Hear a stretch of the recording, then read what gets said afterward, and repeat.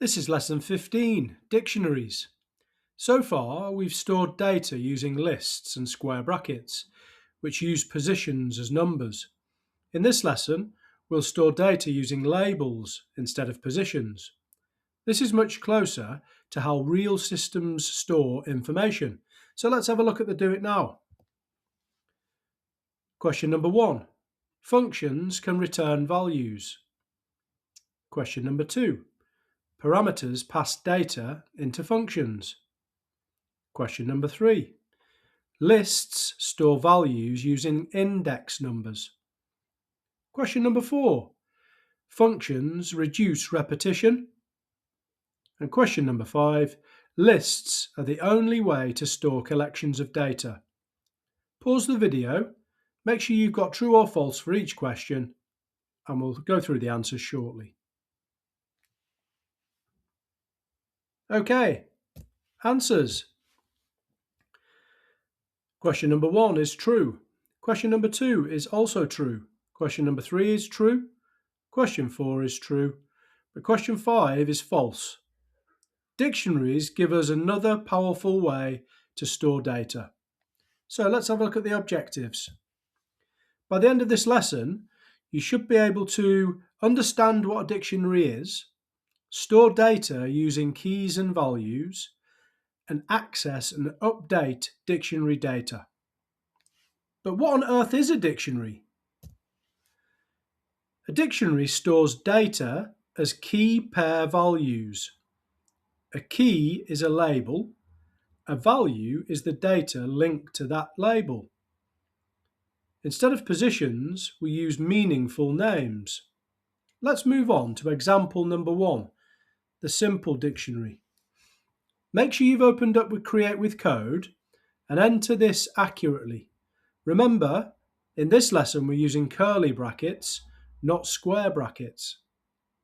Okay, on line number 1, we have the student label equals curly bracket, and on line number 2, we have the label name, and the name is Alex. Line number 3, we have Alex's age, 14, and line number 4, we have the year group, and he's in year 9. We close this with a curly bracket, and then we can print out the student. Make sure you enter this into Create with Code before moving on to get some experience of using the curly brackets. Try entering your name, age, and year group that you're in. Try changing the print student to print name and see if you get an error message. See if you can fix that. Don't move on until you've entered this into Create with Code. Let's have a look at example number 2. Accessing values. Enter this into Create with Code. Make sure you predict the outcome before running the program. In this program, we access values using the key name and not a number. Pause and predict. What would student, square brackets, year print? The answer is 9. Don't move on from Create with Code until you've entered this. And let's move on to example 3 shortly.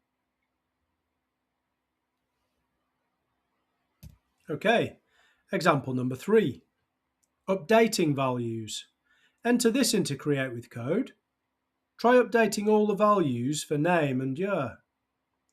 Dictionaries can be updated easily. The key stays the same, but the value changes. See if you can change multiple values. Okay, let's have a look at the main program, student record. Each subject mark is stored with a label. In this case, it's maths and English. This makes code easier to read than using list index numbers. Dictionaries are perfect when data has meaningful field names, such as maths and English. So let's have a look at the questions at the bottom. What are the key pair values in this dictionary? And how is the average worked out? So if we take a look at the program on line number 3 and 4, we have the key pair values maths and English paired up with 72 and 65. Those are the key pair values alongside name and Sam. The average is worked out by taking the student maths score, adding it to the student English score, and then dividing it by 2, followed by printing out the student name and the average, which is assigned to that sum. Let's move on to coding this on Create with Code. Okay, let's code. So we have our student equals, and then we start our curly brackets. What I'm going to do, when you enter a curly bracket, you always get an indent. And I'm going to say my student name, and then a space is Sam with a comma. This is a typical error if you leave the comma out. And then maths is my label with 72 for the score, and English is the next subject with a colon, and 65 is the score in English.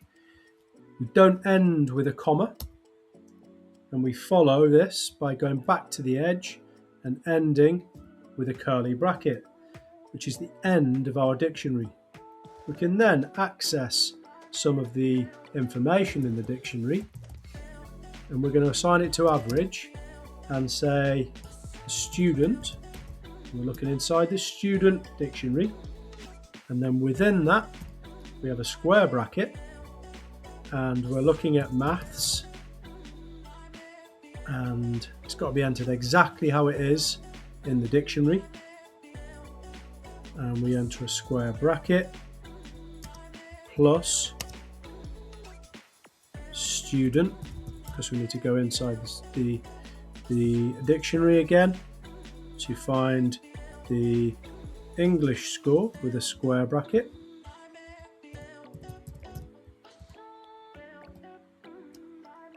and we are then going to close the bracket up, and we're going to divide it by 2.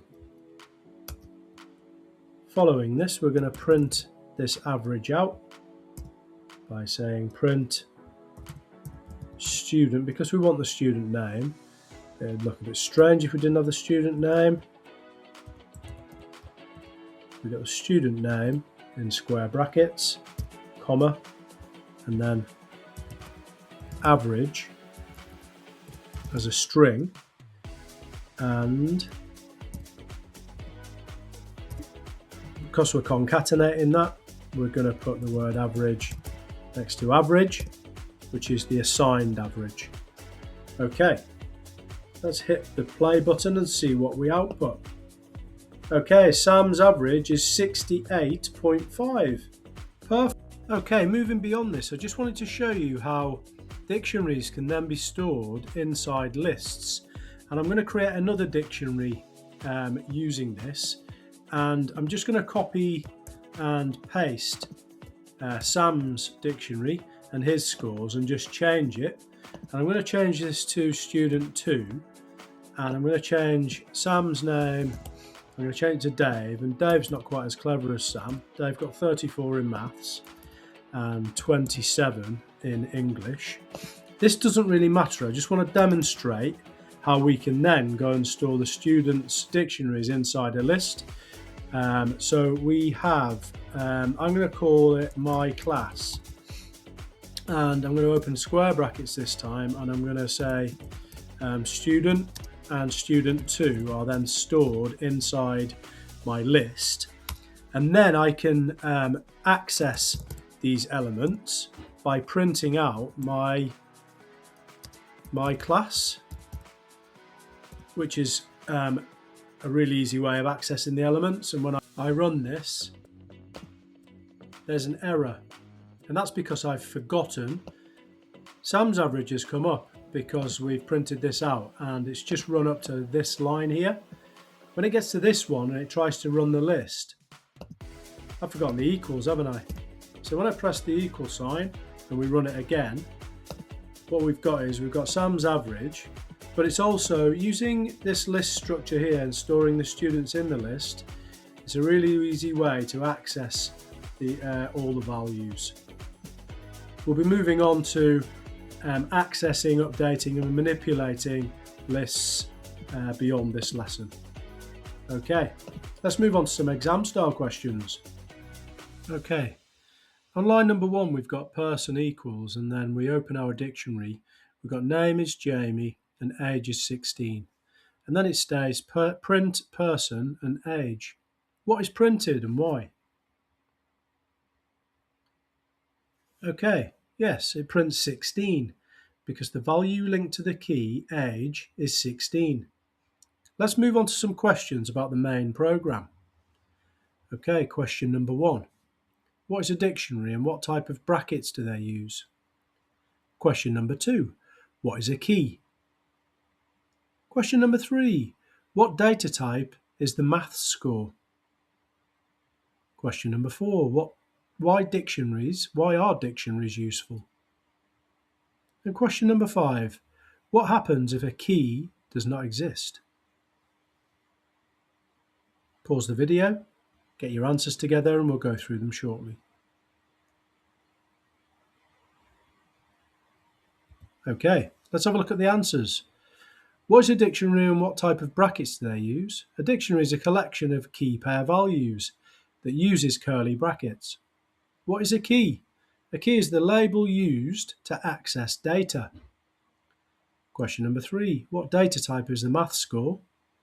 The maths score is an integer. Question number 4. Why dictionaries are useful? They store data using meaningful labels, and data can be accessed and changed. Question number 5. What happens if a key does not exist? An error occurs. Thanks for watching the lesson. Please subscribe to the channel, and I'll see you next time. Bye bye!